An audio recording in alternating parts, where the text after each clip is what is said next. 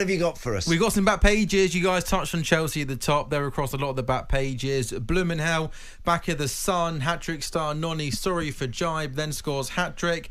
Mail Sport, their pull-out, guessing you quite like Wolverhampton now. Noni is their headline. Chelsea's fire and ice is back at the Times this morning. But I want to get your take, boys, on a story on the back of the Guardian this morning. Trent didn't look happy is their headline. Jamie Jackson writes this morning that Arne Slot shrugged off Trent Alexander-Arnold's visible disappointment after being replaced during the win against Brentford, saying we have to take care of him. He subbed the England international after 72 minutes with Conor Bradley coming on, and Trent looked unhappy when he took his place on the bench. Even after Slot went to talk to him, of course he's got 1 year left on his contract, and Andy, lots of people on social media talking about Trent's body language. Not happy on the bench, didn't look particularly happy as he walked off the pitch after.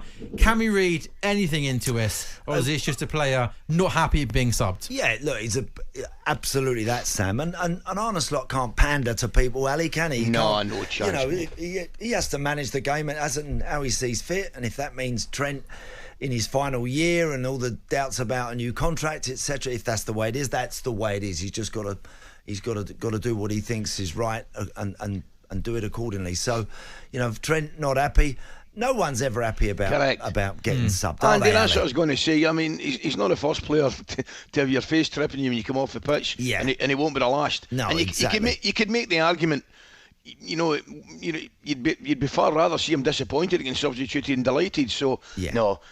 And you're right, the most important thing is the manager's got a job to do and he can't pander to, thinking about people being unhappy about getting taken off. He's got to do his best for the team. Some managers, what you often see, you say, like a striker, Ali, you must have had this, where you've scored a couple or you've scored hat-trick, 3 or 4 minutes before the end of the game, Sam, off he comes, that striker, and he gets the big standing ovation, fills in with tons of confidence, comes off, feels 10 foot tall, and just makes them feel... Because you want your strikers to feel special. Must be a special feeling. You want that. So lots of managers, lots of clubs do that sort of thing. But the one with Trent at the weekend, listen, you get the hook, you just got to take it, but the coach has just got to.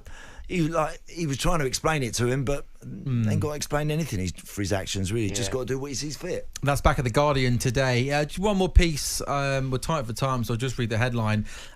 England call awaits for strong and scary Rodgers. The Times this morning, Martin Hardy speaking about Morgan Rodgers, signed for Aston Villa in January for just £10 million, but he's had an incredible 6 months. You were there on Saturday, Andy, at Villa Park. Even though Villa lost, he impressed once again. And Martin makes the point this morning that an England call-up, the name of squad this week, isn't too far away. Is he there? Is he ready yet?